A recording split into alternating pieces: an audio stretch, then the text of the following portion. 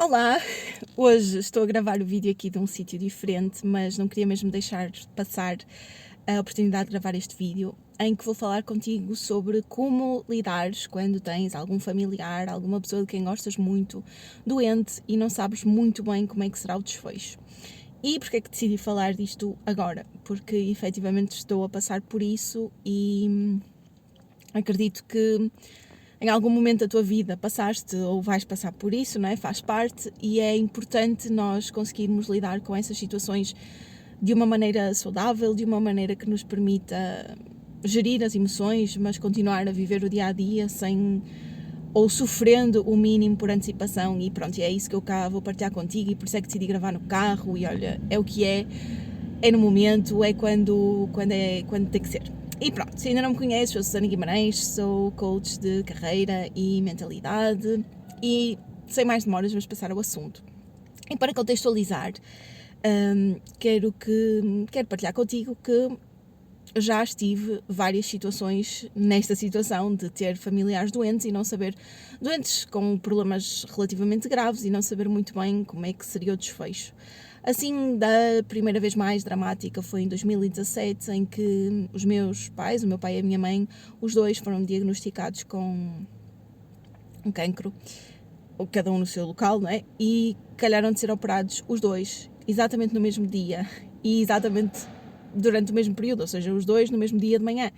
Então foi uma situação em que tanto eu como o meu irmão, não é, estávamos naquela incógnita, com o coração nas mãos, tendo tanto um como o outro em blocos operatórios diferentes, em cidades diferentes e sem saber qual é que seria o desfecho. Depois, a segunda vez foi em 2021, quando o meu irmão ficou internado no hospital em final de abril, maio de 2021, com uma infecção cardíaca, uma pericardite ou uma miocardite. Pronto, e foi assim um período muito incerto, de bastante sofrimento, principalmente da parte dele e logicamente da minha, mas quem mais sofreu foi ele, que esteve internado, e os meus pais, e de incerteza, porque não sabíamos muito bem como é que aquilo surgiu e qual é que seria o desfecho. Depois, outra situação foi quando eu fui internada, grávida da Clarinha, no final da gravidez, com pré-eclâmpsia e com a ecografia já alterada, não é? Portanto, já com vigilância mais apertada, porque a bebé podia estar em risco. Então foi ali uma semana antes da Clarinha nascer, bastante preocupante e um bocadinho também de incerteza. Outra situação foi depois da Clarinha nascer, passado mais ou menos um mês, que nós descobrimos que ela tinha uma catarata congénita e tivemos ali um período de 15 dias de espera até à consulta com o especialista. Depois foi operada com 2 meses e meio e depois foi operada outra vez com 10, 11 meses, portanto foi ali também algumas circunstâncias um bocadinho complicadas. E por último, assim mais dramático, tenho a situação atual, tirando algumas clientes que eu também já tive e que infelizmente faleceram, que é uma cliente minha que é como se fosse uma avó para mim, uma pessoa que eu vou lá todos os dias há mais de 7 anos, que vou inclusive visitá-la ao fim de semana com a minha filhota, e já ia antes de ter a minha filhota, já levei lá a minha mãe, já levei lá o Zé várias vezes. Então é uma pessoa que eu adoro assim de coração, das melhores pessoas que eu conheço. Tenho um carinho extremo por ela e ela tem um carinho extremo por mim, é uma relação mesmo muito bonita. E no domingo passado a filha disse-me que ela tinha tido um AVC e na altura estava estável.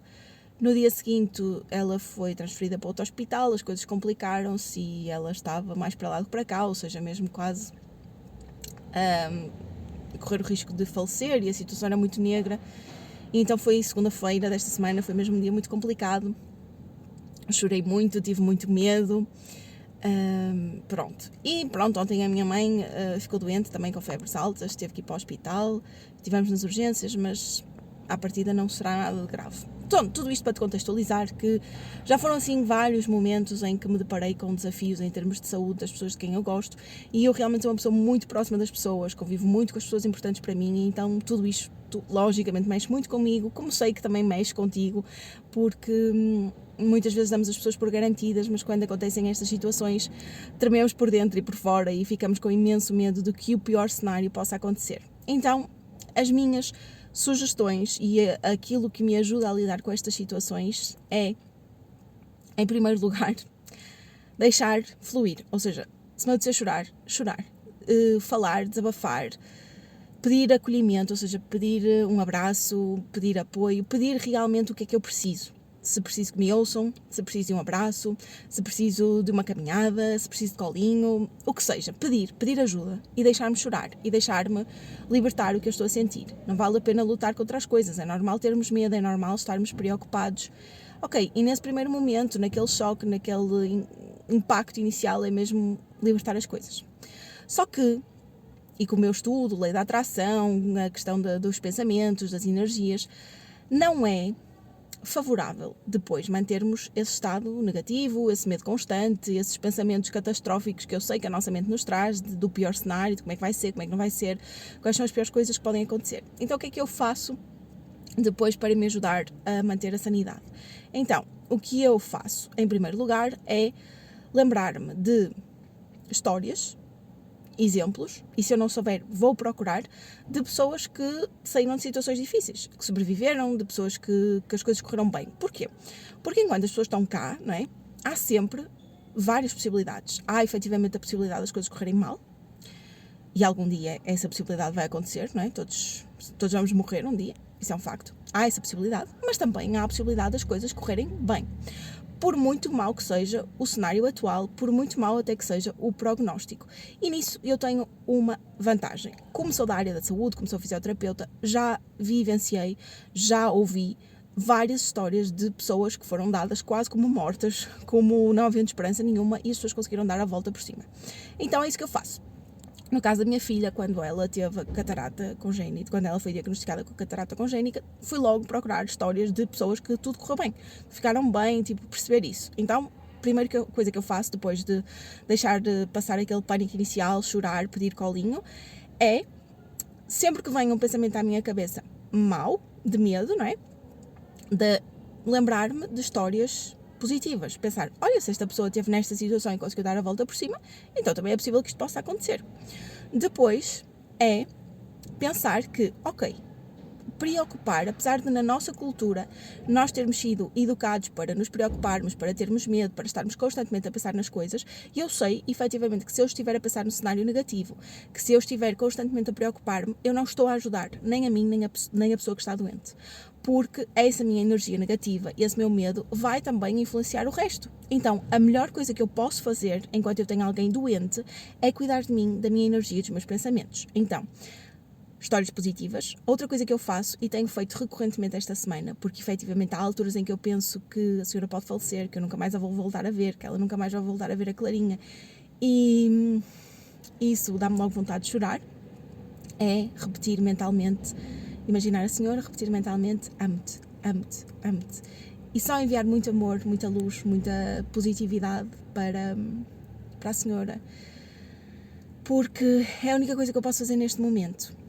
Claro que, se for alguém que eu não possa ir visitá-la, ela está em isolamento, claro que se for outra situação em que tu possas, por exemplo, ir visitar a pessoa, dar apoio logístico, então essa é outra coisa que tu podes fazer, dar apoio logístico. No caso da minha filha, o que eu fiz foi perceber se havia alguma coisa prática que eu podia fazer para ajudar na questão da visão, e eu comprei bonecos de alto contraste, comecei a estimular ainda mais a visão, portanto fui fazendo aquilo pouquinho que eu podia fazer, e é isso.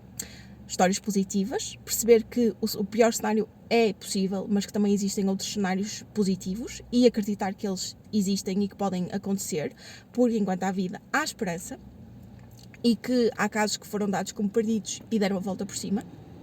Segundo, sempre que pensares no cenário possível negativo, sempre que começares a imaginar e a sofrer por antecipação, enviares energias mentalmente para essa pessoa, através de pensares na pessoa e dizeres amo-te. Terceiro, se houver algo prático que possas fazer para ajudar a situação, seja falar com médicos, com colegas, com outros especialistas, seja apoio logístico, seja apoio emocional, então faz. Lembra-te sempre, preocupar-te constantemente, teres medo, imaginares o pior cenário, está a prejudicar a ti e pode, inclusive, prejudicar a pessoa. A melhor coisa que podes fazer quando tens alguém doente, ou mesmo quando tu estás doente, é trabalhar em ti, cuidar de ti, das tuas emoções e pensares no melhor cenário possível. Lembra-te, preocupar-te constantemente e imaginares o pior cenário só te está a roubar o momento presente. E posto isto, também te quero deixar outra estratégia, que é quando estás com alguém, quando estás a fazer alguma coisa, esforça-te ao máximo para estares presente. E eu sei que é um desafio. Hoje, durante esta semana, houve vários momentos em que eu estava até com outros clientes e de vez em quando a minha cabeça ia para a senhora. E o que é que eu fazia? Dizia mentalmente, amo-te, e ancorava-me novamente no presente, na pessoa que tinha à minha frente, no momento que eu estava a viver.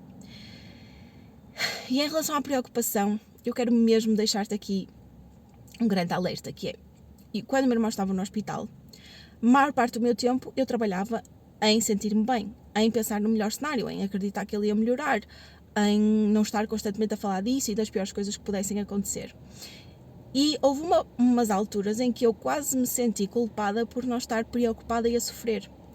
Porquê? Porque culturalmente nós somos educados até inconscientemente para isso, para o sofrimento, para sofrer por antecipação, para preocupação. E a própria palavra preocupar significa pré-ocupar-te. Ou seja, estás a ocupar-te antecipadamente com uma coisa que pode ou não pode acontecer. E eu acho que há aqui pelo menos eu percebi-me disto, uma ideia inconscientemente errada de que se nós imaginarmos o pior cenário, se nós sentirmos, não é? Porque se tu imaginas, sei lá, que alguém que tu amas vai morrer, tu sofres. Pelo menos eu sinto vontade de chorar, começo tipo a ficar mesmo mal emocionalmente. E nós achamos inconscientemente que fazer isso vai ajudar-nos se esse cenário acontecer, quase como se nos preparasse, como se nessa altura fosse custar menos, mas na verdade não vai custar menos. Quando acontecer o pior cenário possível, vai custar na mesma. Não é por tu teres sofrido 10.000 vezes antes esse cenário na tua cabeça que ele te vai custar menos na altura em que acontecer. Tu não te consegues preparar para isso, no fundo, não é? Tu podes estar consciente que isso vai acontecer, mas quando isso acontece, tu vais sentir. Tu vais passar pelo que tiveres que passar, pela dor que tiveres que passar. Então, desilude-te, desengana-te de que visualizares na tua mente e sentires o sofrimento de um dos piores cenários que possa acontecer não te vai ajudar a passar melhor pelo cenário, caso ele aconteça. Pelo contrário, só te está a roubar o presente, só te está a roubar de desfrutar do presente que ainda tens para viver, seja com essa pessoa, seja com outras pessoas, seja da tua saúde, seja de todas as outras coisas boas que existem na tua vida. E eu queria deixar-te mesmo esta reflexão, porque é tão cultural preocupar-nos, sofrermos, estarmos mal, e isso não está a ajudar-te a ti nem à pessoa que está doente.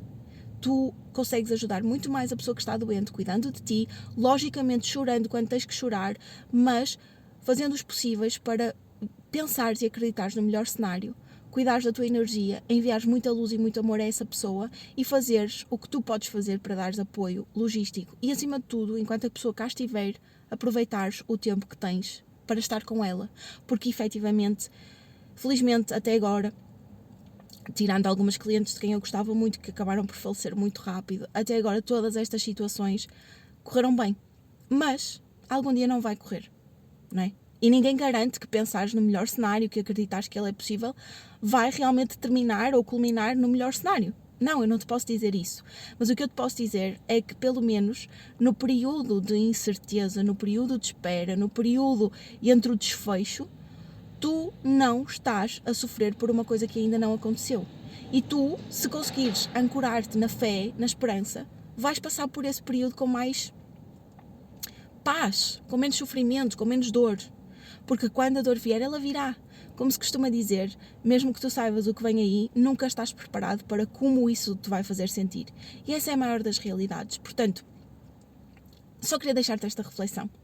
Preocupar-te não ajuda a ti nem a pessoa, é um desperdício do presente. Sente as emoções, chora o que tens a chorar, pede colo, mas depois não deixes que, se esta situação dura 1 mês, 2 meses, meio ano, que esses pensamentos tomem conta da tua cabeça e que o sofrimento faça parte do teu dia-a-dia. Até porque eu acredito muito, enquanto há vida, há esperança. E há situações que eu conheço, pessoas, histórias que eu conheço, de que os médicos davam como mortas e que conseguiram recuperar e ficar bem. Por isso, enquanto há vida, há esperança, volto a repetir, e que a fé seja a maior força que te comanda enquanto estás a lidar com a doença de alguém de quem tu amas. E claro que vai haver dias melhores e dias piores, vai haver momentos altos e vai haver momentos baixos, e sempre que precisares de chorar, gritar, desabafar, falo. Não prendas as emoções, mas não deixes que esses pensamentos tomem conta de ti, e que o sofrimento faça parte do teu dia-a-dia como uma constante. Nem acredites que fazer isso e que preocupar-te constantemente está a ajudar alguém. Não está. É uma perda de tempo e energia. E claro, outra coisa importante é, para além dessa pessoa, há mais vida. Há mais áreas da tua vida, há mais pessoas. Então, por muito importante que seja uma pessoa, e nem quero imaginar a questão se for um filho, então não sei, né? Mas por muito importante que seja essa pessoa, também há outras pessoas. E há sempre motivos para agradecer. Mesmo nos dias mais tristes, mesmo nas situações mais negras. Eu sei que nem sempre conseguimos vê-lo, mas cultiva o amor, cultiva a fé, cultiva a gratidão dentro de ti, e tudo isso vai ajudar-te a passar por esses desafios, por esses momentos mais difíceis, com mais leveza, com mais coragem, com mais otimismo, com mais esperança. Espero que este vídeo te ajude. Se quiseres partilhar alguma coisa, podes deixar nos comentários. Um beijinho e até para a semana.